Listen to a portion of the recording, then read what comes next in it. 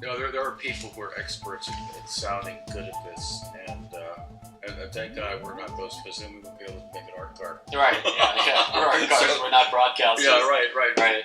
But the stove is really interesting because we're going to put on the back of the Rover a stove. That's going to be one of your creations, because you've created a couple of them, like the dragon. Mm-hmm. The dragon's awesome, and then the other stoves. Do they have some names too? Like the other one that's at the. You know, I didn't have a real name for it because we didn't have names. We just have a theme. It didn't have a theme or a name, but lately, since we came up with a dragon, the next one I made after that was King Beaver.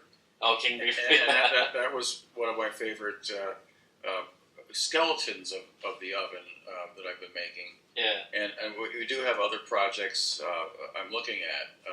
I was just commissioned by Robert Downey Jr. to come up to his birthday party in a couple of weeks. Nice, all right. And his chef said we need to have a theme. Yeah. And so the first thing he thought about was a dragon, and so that worked out.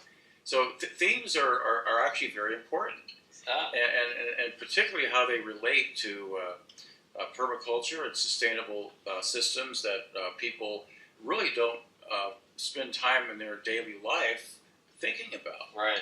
And it's so exciting to be able to connect with art people from Burning Man and bringing some form of sustainability to a project that is going to make it even stronger and more powerful, and more importantly, it's going to be something that's going to educate and make people happy.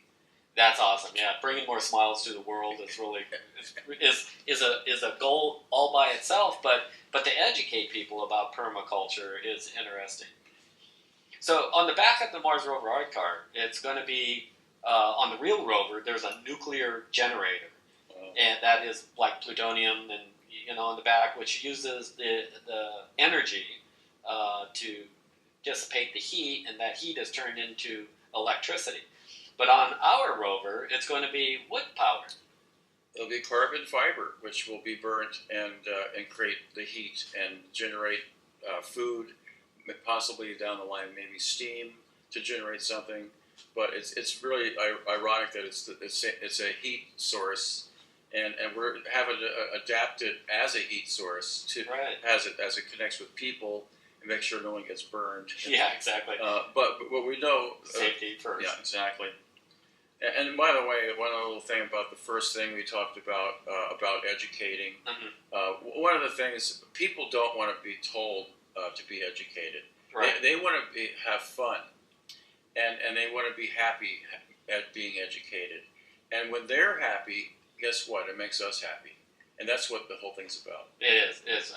By paying tribute to the Mars rover, they see the rover, it's exciting, space exploration is all there, but then all of a sudden there's like a stealth education, because if humans ever do go to Mars, they're going to have to take all their supplies with them, and they're going to have to reutilize, and that's kind of the base of permaculture. And the more we get into the digital world, the farther away they get to really tangible objects they could touch, they could feel how hot it is, they could feel the texture, all the things that people are being disconnected with.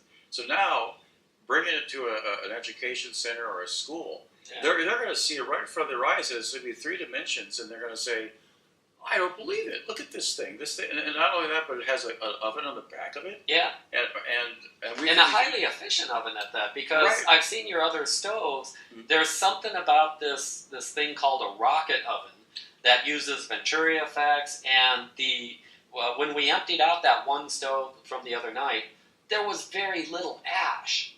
That's amazing, because when you have a wood stove, there's usually a lot of ash, but in this case, why does it burn so efficiently? Well, a big part of that is we live in Los Angeles. Los Angeles is the center of the universe for a lot of things. The aerospace industry, now the rocket industry more than ever before. Yeah. And I'm able to reverse engineer a lot of these parts and find parts that flow, that make the air flow faster, blow on the fuel, make it hotter, and by making it hotter and containing it it creates a pressure that actually makes it efficient, and you could channel the air horizontally, or even you could have fire go down if you need to. Oh, well. Like a Which downdraft. fire normally doesn't like to go down. It doesn't like to go down. So we could manipulate it based on the venturi coming in, the suction coming out, and everything in between, and we could actually enjoy a show as well. We've actually lately, you have discovered how to do the Spanish galleon trick Right. to the nth degree, and That was fun. and we just started that. I haven't done that yet. Well, this is a great Since partnership. I've been enjoying working with you because, I think it was LA Weekly magazine said, you're a mad scientist, you should know, Well, they coined me that. I didn't tell them that. Yeah, well, I know, and I kind of concur. I mean, it's fun coming up with all these different ideas and not just thinking about them, doing them. Welding them together. Yeah, physically. The thing about it is when you do nothing, nothing happens, and that's probably the best lesson you could start doing, because when you talk about things and you don't have anything to grasp, we want to give people something that they could see in front of their eyes, and they could feel like when you start to put firewood inside this oven, and then suddenly your body is getting hot, and then because it's you have intense, to back away. You have to back away. Yeah. It's intense, and before when I went to Burning Man, I felt the fire there, and it was kind of smoky. But when I saw my first rocket stove demonstration, my eyes opened up, and I saw this red glowing metal that I never saw in my life. I never saw metal glow red. Right. And now I'm doing that on a regular basis to try to create new energies for maybe even powering low voltage electricity or whatever you want to think of, whatever your mind could think of. Right. Well, yeah, you talked about the safety zone. It was winter just before New Year's. It got down to the 30s in LA, but we were out at an event where it literally was about 47, which is not cold. East Coast standards, but pretty cold for California. And you said, you're going to have to back up to this summer bikini line. And I was like, what? What's a summer bikini line? And then once we got that stove up and running and fired, it was like, yeah, that's the summer bikini line. You could be there in 47 degrees, be standing next to that stove in a bikini. I also do junkyard tours, and we brought you. I first met you on a junkyard tour, and the thing is, when you have people willing to do anything, to go out, enjoy, go past your comfort zone, and do what you don't want to do sometimes, and you'll learn more faster than you ever will sitting around playing it safe and fighting an out of work, because work actually turns into play as you go through these adventures. We're breaking ground to areas we've never even thought was possible. Yeah. I mean, bringing a Rover Art Car that people don't really know what it looks like up close. They don't see it a lot. Right. But we could actually set a standard where, oh my God, there it is. Right. And we pull it out, and then there's like this whole school will actually be standing out in front of the school. I did this with my Dragon. And they will be cheering, and they'll be yelling, and then you have it moving up.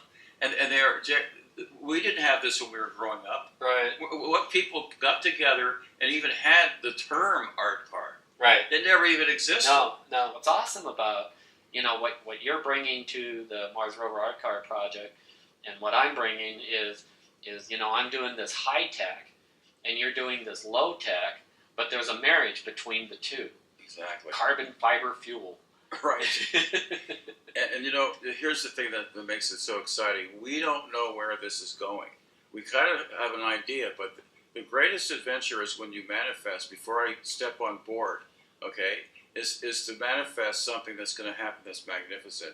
People forget to do that, I think, when they do things. They just assume it's going to be okay. They assume that it's going to be a safe venture. But man, I want to tell you, before a great adventure, I say, let's have the best time we can have, and let's go for it, and jump on that spaceship and fly. And that's really, what we're doing with this project, where instead of going to space, we're going to a deserted desert 800 miles from LA, that's just going to be like being in space for a week.